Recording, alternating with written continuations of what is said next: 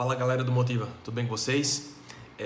Dando prosseguimento ao nosso conteúdo visto lá no primeiro vídeo, falando sobre os elementos da comunicação, hoje nós vamos dar um segundo passo, falar justamente sobre as funções da linguagem, que são reflexos das ênfases dadas justamente a um dos elementos, ou a mais de um, ou praticamente todos os elementos da comunicação, beleza?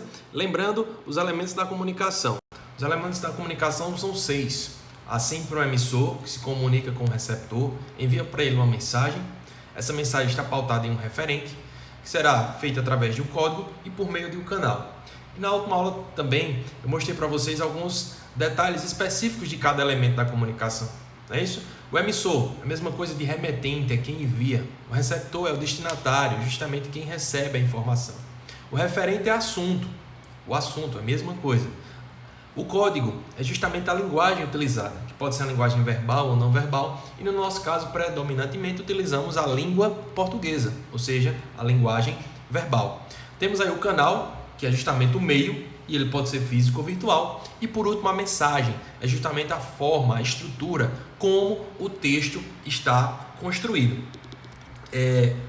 Peço a atenção de vocês nesse momento, porque, lembrando, para haver comunicação, esses 6 elementos sempre precisam estar presentes e eles sempre precisam estar ativos. Se um deles estiver ausente ou estiver com algum problema, eu não tenho comunicação.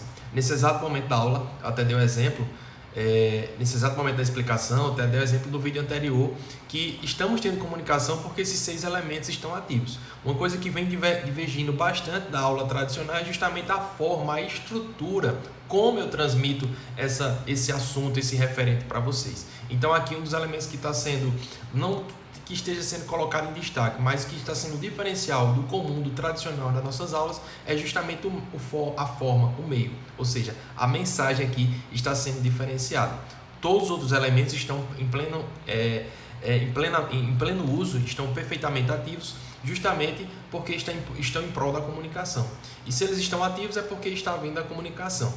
Eu trouxe aqui alguns exemplos, que até acredito que vocês lembram, porque vimos em sala e eu estou acabando revisando com vocês, e eu vou passando aí com vocês para lembrar-lhes que cada texto ele apresenta uma construção, uma característica própria, uma característica estrutural, uma característica linguística e principalmente uma característica contextual. Cada elemento destes textos aí, eles, a partir do momento que eles são produzidos, eles começam a gerar comunicação.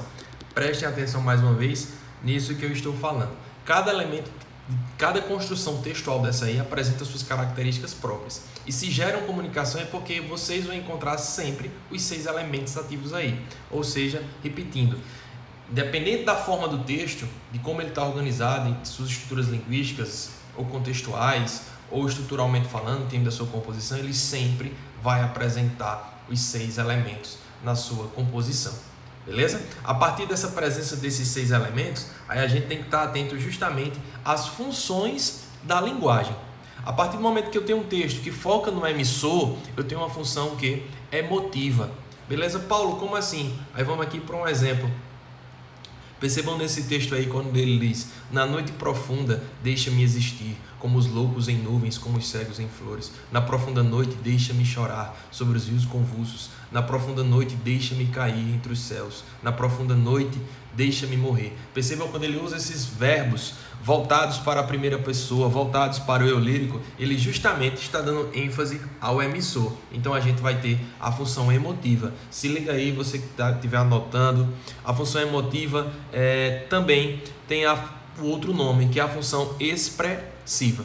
Do outro lado, o emissor vai se comunicar justamente com o receptor. O receptor, a partir do momento que eu dou uma ênfase no receptor, eu tenho a função conativa ou apelativa. Beleza? Função conativa ou apelativa. Paulo, vamos para um exemplo? Aqui eu tenho um exemplo para vocês. Pinacoteca do Estado. Agora que terminamos as obras de ampliação e restauração, venha ver as obras de consagração e admiração. Paulo, esse texto aí, assim como aquele outro, o poema que você analisou, ambos nos chamam a atenção pela forma, porque são textos construídos de formas distintas. Sim, mas percebam que cada um deles, eles apresentam alguns elementos que nos dão mais ênfase a um elemento do que outro. Nesse texto aí, que é uma propaganda sobre a Pinacoteca do Estado, justamente tem lá um verbozinho, lá na antepenúltima linha, venha. A partir do momento que eu uso o verbo na sua forma no imperativo, eu estou focando a minha atenção justamente no receptor, no destinatário. Então, venha ver as obras. Por isso, mais uma vez, que eu vou ter justamente a função conativa ou apelativa. Lá no topo, a partir do momento que eu foco no referente, lembrando que é referente, o referente é justamente o assunto, eu tenho uma função referencial quando eu foco no assunto. Eu tenho uma função referencial. Paulo, vamos lá para um exemplo? Um exemplo que nós temos aqui da função referencial. Percebam aqui, escolaridade influencia a capacidade do pensamento. O grau de escolaridade tem influência direta sobre a capacidade de uma pessoa memorizar informações, etc, etc. Perceba aí que a preocupação desse texto é justamente não com a forma, a sua estrutura. A sua preocupação não é com o leitor, com o receptor. Ou seja, a sua preocupação é justamente em informar literalmente sobre determinado assunto. A partir do momento que a minha preocupação é literalmente com o conteúdo, o assunto, eu tenho justamente a função referencial. Os outros elementos estão presentes? Com certeza, mas a partir do momento que eu estou dando ênfase, destaque a mais um do que o outro, eu tenho uma ênfase maior em determinada função da linguagem do que outros. Só uma observação para vocês prestarem minha atenção. Preste atenção, se eu tenho sempre 6 elementos, automaticamente eu sempre terei as 6 funções da linguagem plenamente ativas. Mas percebam, sempre vai ter uma ou pelo menos 2 ou até 3, dependendo da estrutura do texto, em destaque. Beleza? Então se liga nisso aí. Todas as funções sempre estão ativas, mas pelo menos uma está colocada em destaque. Voltando lá à nossa explicação, vocês vão ter aqui depois, quando eu foco no código, lá embaixo, na parte inferior, quando eu foco no código, aí eu vou ter a função metalinguística. Paulo, como assim quando eu foco no código? Aí um exemplo clássico, justamente os verbetes de dicionário. Justamente eu tenho aí o significado da expressão papagaio de pirata. O que é a função metalinguística? É quando eu uso a linguagem para falar da própria linguagem. Aí você que está me ouvindo aí, presta atenção nisso aqui. Função metalinguística, quando eu uso a linguagem para falar da própria linguagem. Por exemplo, o verbete aí do dicionário, ele usou a língua portuguesa para explicar a própria língua portuguesa. Quando eu tenho um poema falando da própria construção do poema, lembra lá dos poetas parnasianos, falavam muito dessa construção do poema. Lembra lá também de João Cabral de Melo Neto, quando ele usava seus poemas para falar da própria construção do poema. Quando eu tenho um filme falando da história do próprio filme, ou seja, uma expressão muito usada quando vai falar de metalinguagem é quando eu tenho a arte pela arte, quando eu tenho uma obra de arte, né, pela qual está sendo retratada outra obra de arte, certo? Então, eu tenho aí a função metalinguística, não esqueçam disso.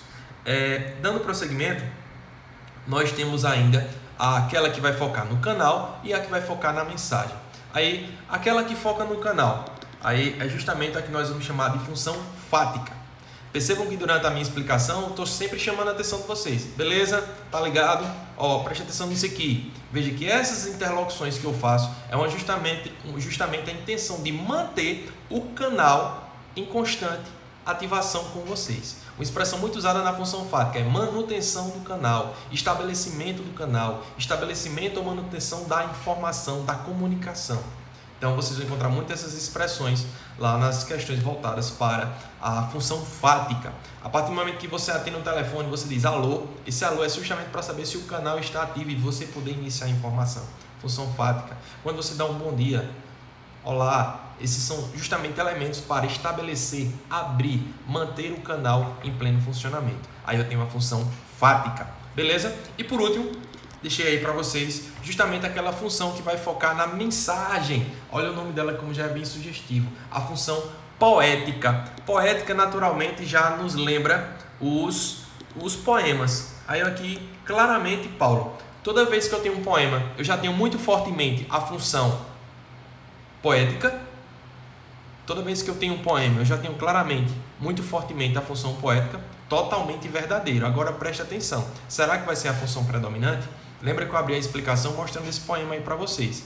Além, obviamente, de ter a função poética, justamente pela sua estrutura, não é um texto convencional, é um texto feito em forma de poema, pois tem versos, tem estrofe, certo? Tem uma linguagem figurada, tem rimas, certo? Então, justamente a função poética aí está colocada muito em foco. No entanto, a partir do momento que a gente faz a leitura do texto, ele vai caminhando e nos dando pistas de que ele vai focar em outro elemento, que é justamente o que a gente viu aí, o emissor, deixa-me, deixa-me, deixa-me. Então é função emotiva juntamente com a função poética. Beleza, galera? Então se liga, lembra, lembrem do seguinte, função poética está voltada sempre para a forma, para a estrutura. Lembra desse exemplo que a gente está colocando aqui ativamente em prática. As nossas aulas lá tradicionais na escola são uma coisa, as nossas aulas virtuais, as videoaulas são outra coisa. Então eu tenho dois formatos distintos, ou seja, eu tenho duas formas, duas mensagens de transmitir o assunto, funções da linguagem para vocês, certo? Então coloquem na cabecinha de vocês aí, função poética está voltada para a forma, está voltada para a estrutura do texto, tranquilo? Ok? Como o texto está organizado. Um exemplo para fechar muito claro, lembra dos cartões de Natal. O objetivo geral de todo cartão de Natal, desejar felicitações de Natal. Mas todos dão esse conteúdo, esse assunto, vamos dizer assim, da mesma forma, ou seja, eles transmitem a mesma mensagem. Quando eu digo mensagem, pensando nesse conteúdo, eu estou pensando na forma e não no conteúdo. Então eles transmitem esse mesmo assunto, essas mesmas felicitações da mesma forma? Não. Eles apresentam distintas o quê? Mensagens para transmitir o mesmo conteúdo. Ou seja, tem cartões de Natal que já vem com muita coisa escrita, ou seja, com muita linguagem verbal. Tem cartão de Natal que já tem um espaço maior para você escrever. Tem cartão de Natal que você só basta colocar o nome. Tem cartão de Natal que você abre, ele já começa a soltar algumas músicas. Tem cartão de Natal que é mais brilhoso, tem o cartão de Natal que é menos brilhoso. Então eu tenho formas, estruturas, certo? Meios, vamos chamar assim, distintos de transmitir aquele conteúdo.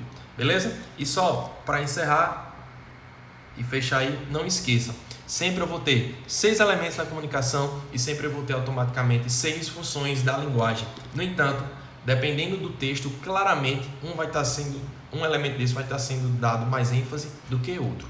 Beleza, galera? Deixa aí seu comentário, deixa aí sua dúvida. Foi um prazer mais uma vez estar em contato com vocês. Eu gostaria de deixar o seguinte recado.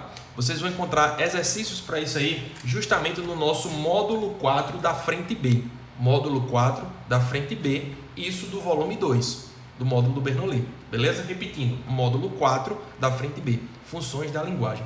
Especificamente nas páginas 65 até a página 67, vocês vão encontrar questões voltadas especificamente para desse conteúdo para as questões de estilo Enem.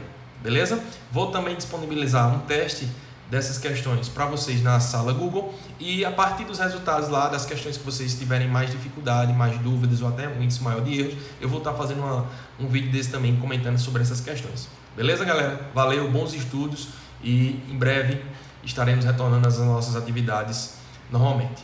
Um grande cheiro para vocês, um grande abraço, até a próxima. Valeu!